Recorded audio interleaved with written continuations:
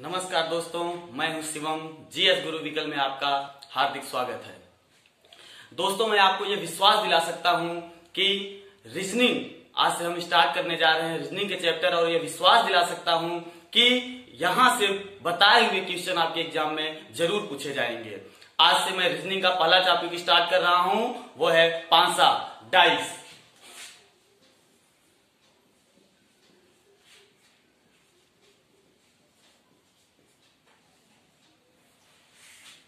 पांसा पांसा में हम यूं बोल सकते हैं कि 6 सतह होती है या 6 सरफेस होते हैं।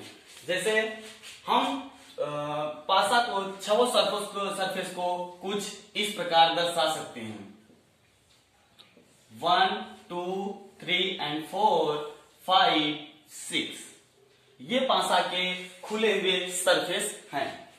1 2 3 4 5 and 6 पांसा को हम 3 भागों में डिवाइड कर सकते हैं। कितने भागों में? 3 भागों में। पहला होता है मेरा मानक पांसा, मानक पांसा जिसे हम बोलते हैं स्टैंडर्ड डाइस।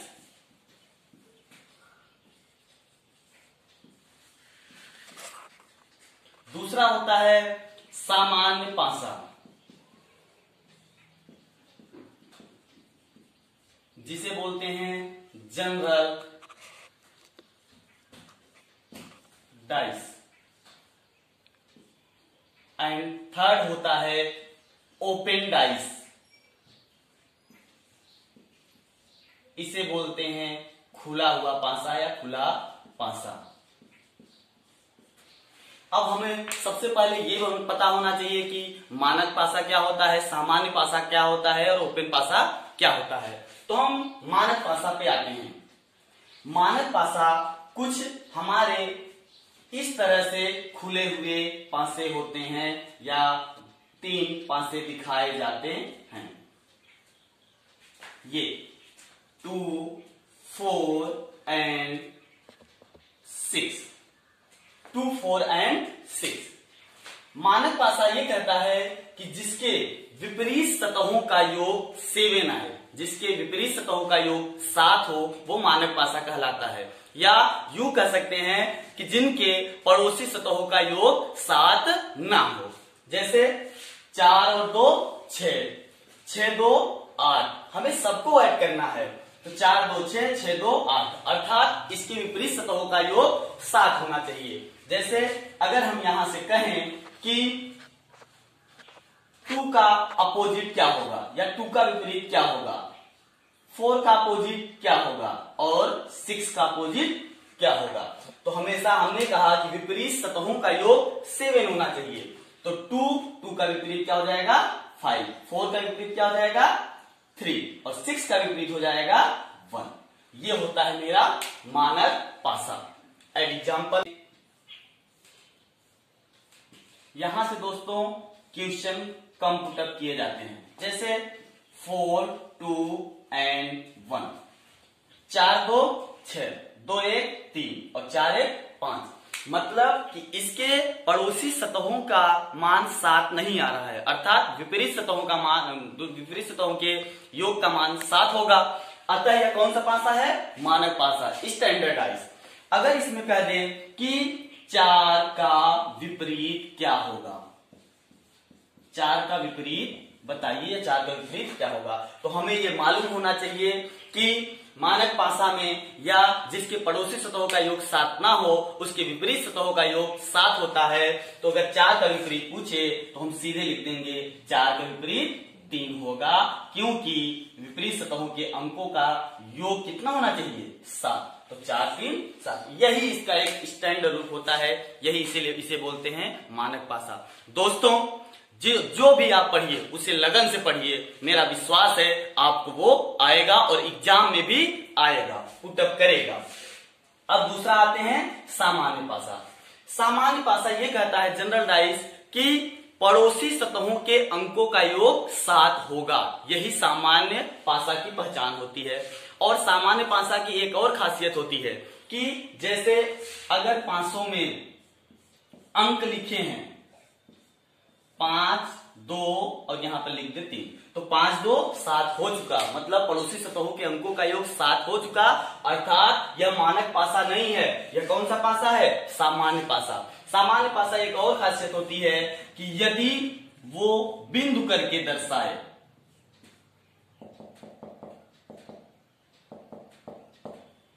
5 और 2 7 और ये हो गया 4 5 9, तो इससे नहीं मतलब है 5 4 9 हो रहे हैं, इससे आपको नहीं।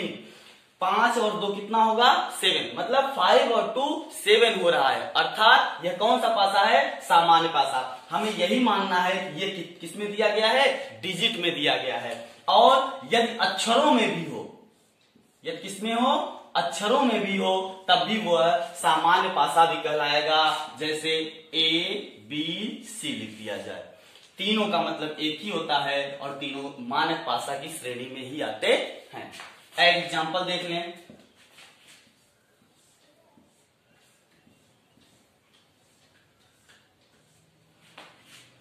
थ्री 2 एंड 4, तो 4 और 3 हो जाएगा 7 और 3 2 हो जाएगा 5। लेकिन एक सतह को हम ऐड कर रहे हैं तो उसके अंकों का योग कितना आ रहा है? 7। अब देखिए, इसमें से अगर कह दे, ये एक बॉक्स है, इसमें से कह दे अगर कि 3 का विपरीत क्या होगा, 4 का विपरीत क्या होगा, 2 का विपरीत क्या होगा। हमें बच्चों दोस्तों एक बात जरूर याद रखनी है कि हमेशा भी 3 अक्षर जो दिखेंगे और 3 अक्षर जो नहीं दिखेंगे वो जस्ट एक दूसरे के अपोजिट ही रहेंगे। लेकिन ये क्लियर नहीं है कि किसका अपोजिट कौन सा डिजिट होगा। पड़ोसी सतह पर लिखा हुआ डिजिट कभी भी विपरीत नहीं हो सकता है। जैसे हम यहीं पे देखें तो इसका पड़ोसी 2 है, ये कभी विपरीत नहीं हो पाएगा। आप याद करिए, पहले जो शादी विवाह में मिठाई के डिब्बे बनते थे तो कुछ यूं होते थे, ऐसे खुले हुए होते थे। एक फोल्डर इधर से उठाते थे, एक इधर से उठाते थे, एक इधर से और एक इधर से, एक ऊपर से बंद कर दिए जाते थे। तो देखेंगे आप तो 1 2 3 4 5 एंड ऊपर वाला 6, ये 6 सतहों को हम कुछ इस प्रकार दर्शाए हैं। तो इसका विपरीत हमेशा 1 का विपरीत 3 और 2 का विपरीत 4 और 5 का अपोजिट या विपरीत 6 होगा। ये बात हमेशा याद रखनी है। अब यहाँ पे कह रहा है किसी का भी अगर अपोजिट पूछ ले, विपरीत पूछ ले, 3 का विपरीत पूछ ले, तो 3 का विपरीत हमेशा आपको याद रखना है। 3 का विपरीत जो अंक नहीं दिखेंगे, जैसे 4 और 2 दिख रहा है, कौन कौन से अक्षर नहीं दिख रहे हैं? 5 1 और कौन सा नहीं दिख रहा है? 6। ये 3 का विपरीत होगा 5 1 6। आपके ऑप्शन भी दिए रहेंगे ABC एंड D ऑप्शन रहेगा 1 5 6 और लास्ट में ऑप्शन रहेगा 5 1 6। तो आपका ऑप्शन हो जाएगा ऑप्शन नंबर D।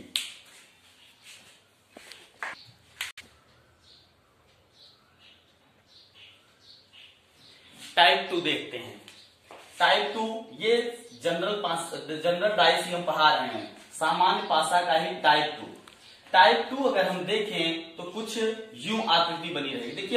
देखिए दोस्तों, इसमें आकृतियां कुछ यूं ही बनी रहेंगी, ठीक है। 3 सरफेस ही या 3 सतह ही हमेशा आपको दिखाए जाएंगे और 3 सतह छुपे हुए होंगे।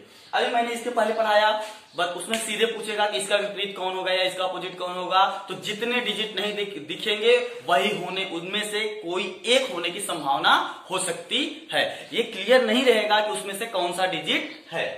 अब इसमें अगर हम देखें तो 2 4 6 और 3 4 5 यहां पर हम लिखते हैं 2 4 6 और 3 4 5। इसमें पूछ लिया जाए कि 4 का अपोजिट क्या होगा या 4 का विपरीत क्या होगा, तो याद रखिएगा जब भी कभी ऐसी भी सिचुएशन आए, 2 डाइस दिए रहे, अगर 2 डाइस दिए गए हैं उसमें से किसी एक का अपोजिट पूछे तो हमेशा याद रखना है कि जो अंक या अक्षर या बिंदु कॉमन होंगे वहीं से क्लॉकवाइज घूम लेंगे आप। जो अंक बिंदु या अक्षर, हमने फिर से बोला कि जो अंक बिंदु या अक्षर, क्योंकि ये तीनों इक्वल होते हैं, ये तीनों सामान्य पासा में आते हैं, जो कॉमन होगा वहीं से क्लॉकवाइज आप घूम जाएंगे। जैसे यहाँ पे देखिए अगर हम तो 4 क्या है? कॉमन है, यहीं से हम क्लॉकवाइज घूम लेंगे। और यहां भी क्लॉकवाइज घूम लेंगे। कहां तक घूमेंगे? जहां तक जितने अक्षर लिखे रहेंगे। तो अगर हम देखें यहाँ पे तो 4 6 2 और फिर यहां देखें तो 4 5 3 4 5 3। हमें पता चल गया कि किसका अपोजिट कौन सा है, किसका विपरीत कौन सा है। तो यहां से पता चल गया 2 का विपरीत 3 और 6 का विपरीत 5 और 4 का अपोजिट या 4 ना, गलत। 4 का विपरीत कभी 4 नहीं हो सकता।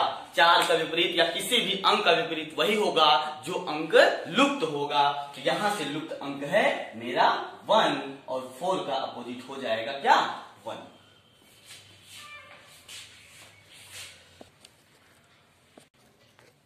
अब हम यहां से देखें थर्ड टाइप। थर्ड टाइप मेरा ये कहता है कि अगर सपोज दैट 3 डाइस दे दिए जाएं, 1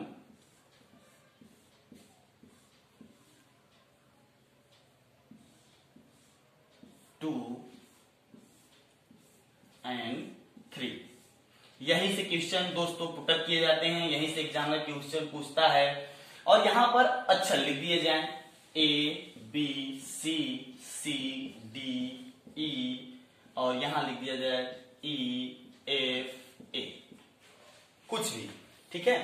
अब देखें, अगर हम पहले हमें ये काउंट करना होगा A B C D E F। अगर हम देखें तो 1 2 3 4 5 6 डिजिट तक लिए गए हैं और इसमें किसी भी अक्षर का विपरीत पूछ सकता है। यहां से अगर पूछ ले कि A का विपरीत क्या होगा, पहले और दूसरे पासे से बताइए A का विपरीत क्या होगा, या पहले और तीसरे पासे से बताइए A का विपरीत क्या होगा, या दूसरे और तीसरे पासे से बताइए कि A का विपरीत क्या होगा। तो हमने बताया आपको कि हमें क्या करना है, क्लॉकवाइज घूमना है। तो क्या करेंगे आप, जो सतह कॉमन होगी या जो अक्षर कॉमन होंगे वहीं से क्लॉकवाइज घूमना है। तो आपका यहां से देखें तो C कॉमन है, यहीं से क्लॉकवाइज घूमेंगे। ये क्लॉकवाइज हम घूम गए तो लिखेंगे C A B, फिर लिखेंगे C D E। B का अपोजिट क्या हो गया? E। A का विपरीत हो गया या अपोजिट हो गया D, और C का अपोजिट या C का विपरीत अगर पूछ ले तो हमें अक्षर कौन से बच रहे हैं? A B C D E F। तो C का अपोजिट हो गया F। यहां से C का भी अपोजिट पूछ सकता था या A का, वो एग्जामिनर के ऊपर डिपेंड करता है। अगर यूं बोल दिया जाए कि पहले और तीसरे से A का विपरीत बताइए या दूसरे और तीसरे से A का विपरीत बताइए, तो हमने ये लिया था पहले और दूसरे से, अब हम लेंगे दूसरे और तीसरे से। दूसरे और तीसरे से अगर A का विपरीत देखें फिर भी हमारा आंसर सेम रहेगा। देखिए, जो कॉमन हो वहीं से क्लॉकवाइज घूम जाएंगे। यहां से E और E कॉमन है तो E से हम क्या करेंगे, क्लॉकवाइज घूमेंगे, और यहां भी E से क्लॉकवाइज घूमेंगे। तो ये लिखेंगे E C D और यहां से घूमेंगे तो E F A। तो देखिए, A का अपोजिट या D का अपोजिट A या A का अपोजिट D, C का अपोजिट F और E का अपोजिट E है। और यहां से फिर एक अक्षर लुप्त हो चुका है। हमें मालूम है कि E, यहां से लुप्त हुआ अक्षर कौन सा है? B, और E का अपोजिट हो जाएगा B। यहां से भी हमें पता चल रहा था कि E का अपोजिट होगा B। थर्ड आता है मेरा ओपन डाइस। ओपन डाइस से भी क्वेश्चन पुटअप किए जाते हैं। ओपन डाइस कुछ यूं प्रकार ओपन कर सकता है एग्जामिनर, 1 2 3 एंड 4 5 6, 1 2 3 4 5 6, या इसको कुछ इस प्रकार से भी ओपन कर सकता है,